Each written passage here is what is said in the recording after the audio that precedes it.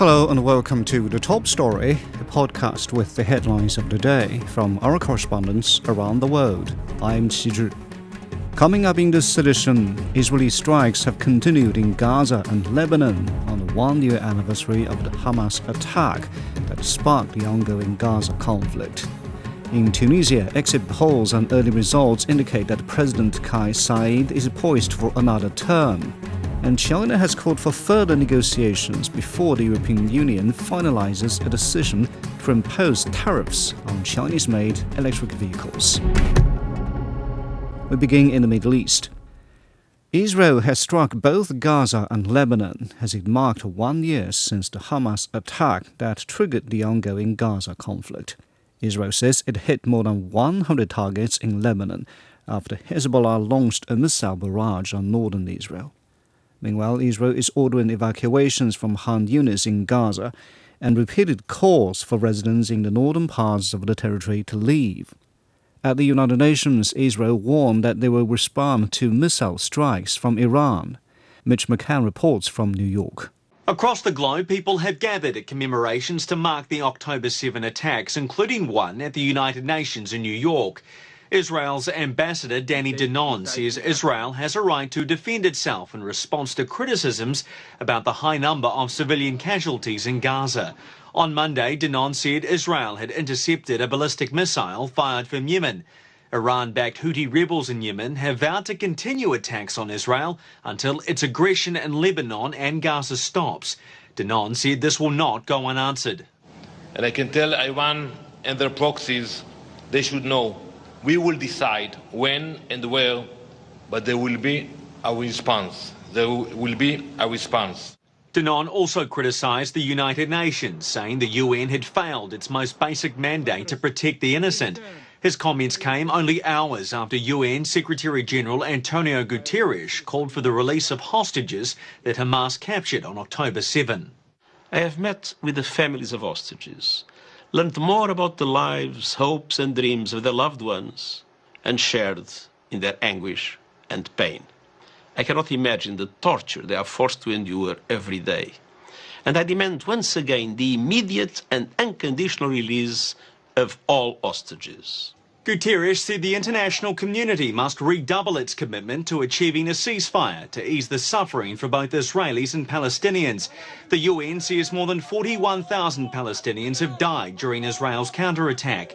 Around 100 Israelis remain captive in Gaza. A year after the Hamas attacks on Israel, the fighting has spread to Lebanon, making a Gaza ceasefire seem unlikely anytime soon.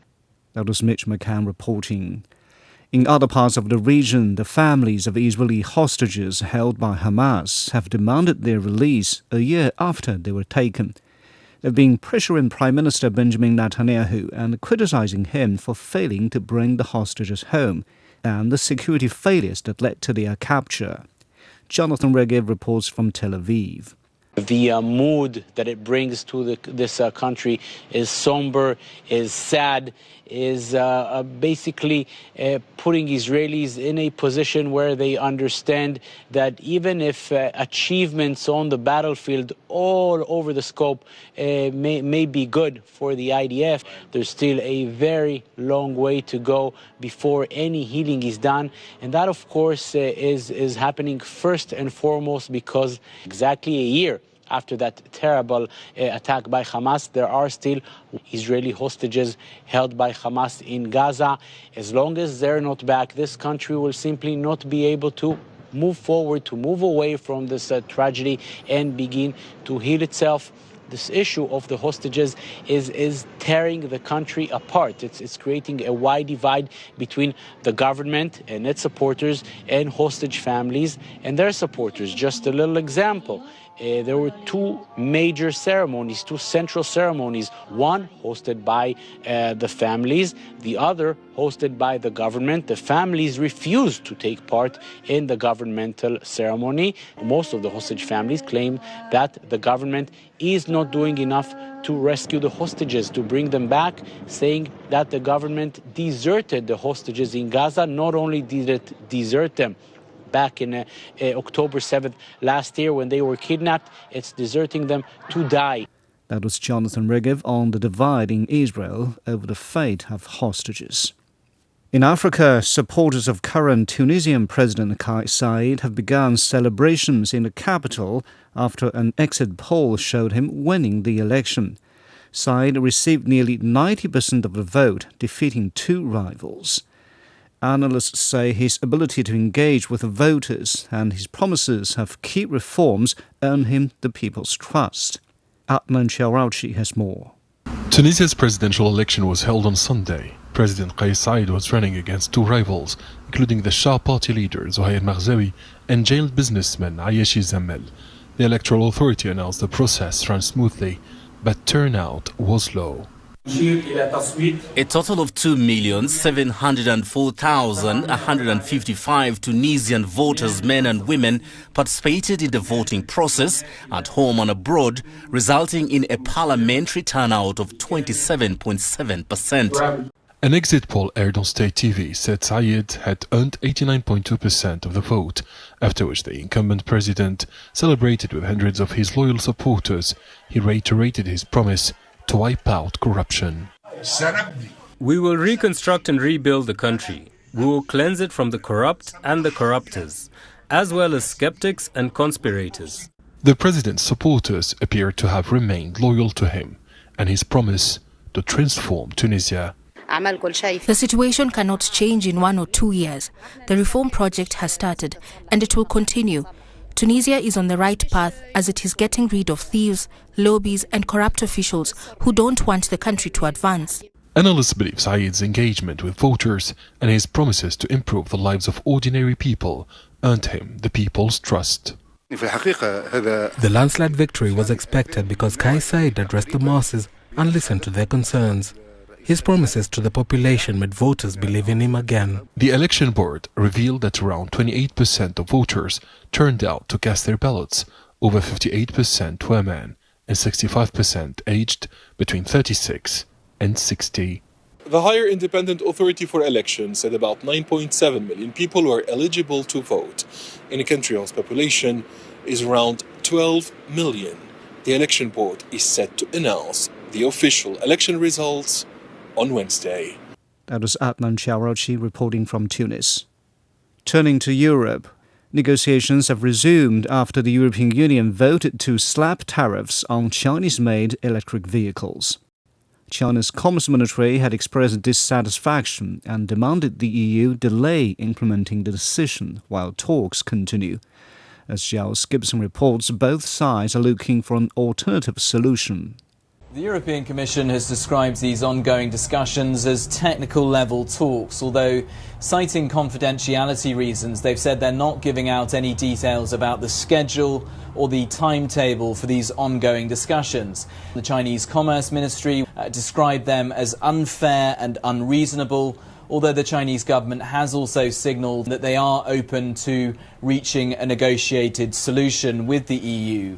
In terms of what's being discussed in these talks, we've had reports that they are looking at the idea of setting up a minimum price for Chinese electric vehicles. There's also been suggestions of some sort of a volume cap being set up.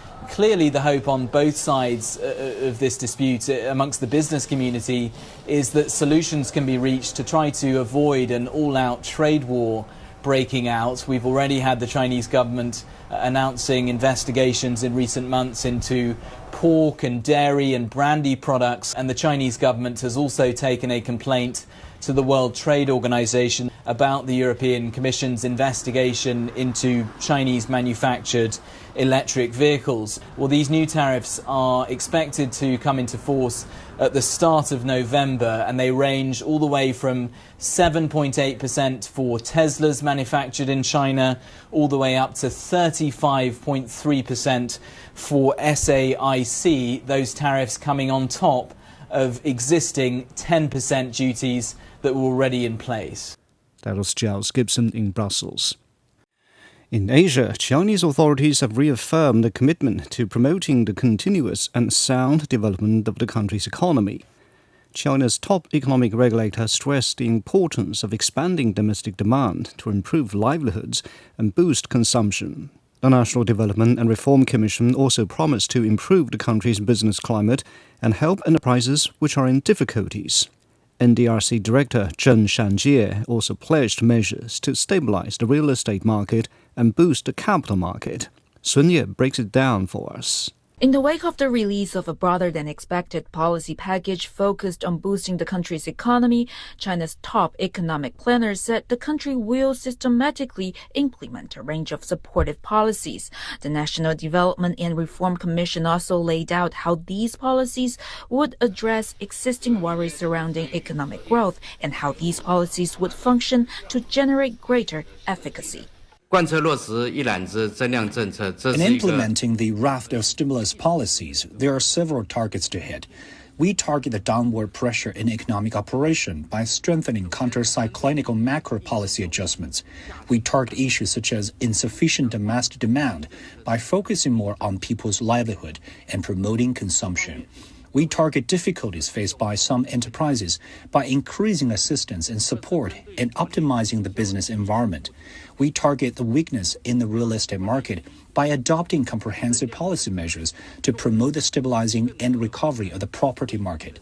We target issues such as the previous stock market downturn by introducing a series of powerful and effective measures to boost the capital market. The NDRC said the range of stimulus policies would not only help ensure China meets its growth target for the year, but would also put it in a good starting place for the next 5 years. It also said that despite current headwinds, including a slowing global economy, China's stable and robust growing fundamentals remain unchanged. There are two keywords for understanding China's economy: stability and progress. Stability is reflected in the overall economy. Agricultural production is stable, with a good harvest expected for the whole year. Industrial growth is fast, and the service sector is growing steadily. Investment and consumption continue to grow.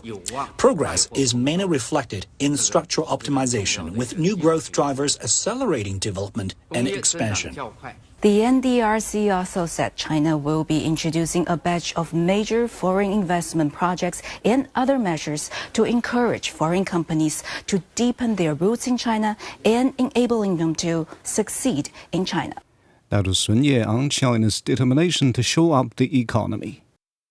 Finally, in North America, it's officially fall in the United States. Whether it's warm apple cider, pecan pie, or pumpkin spice lattes, lovers of the season are already spending on all things autumn. But even fall enthusiasts can't escape the rising price of some favorites. Isabella Diaz has more on how fall inflation is affecting shoppers. After more than 20 years, the Starbucks pumpkin spice latte remains the coffee chain's most popular seasonal drink on the menu. So it should come as no surprise that as the PSL's popularity has risen, so has the price. But the price hike might be steeper than you'd expect. According to price estimates by Money Magazine, the price of a grande pumpkin spice latte has gone up nearly 94% since 2005.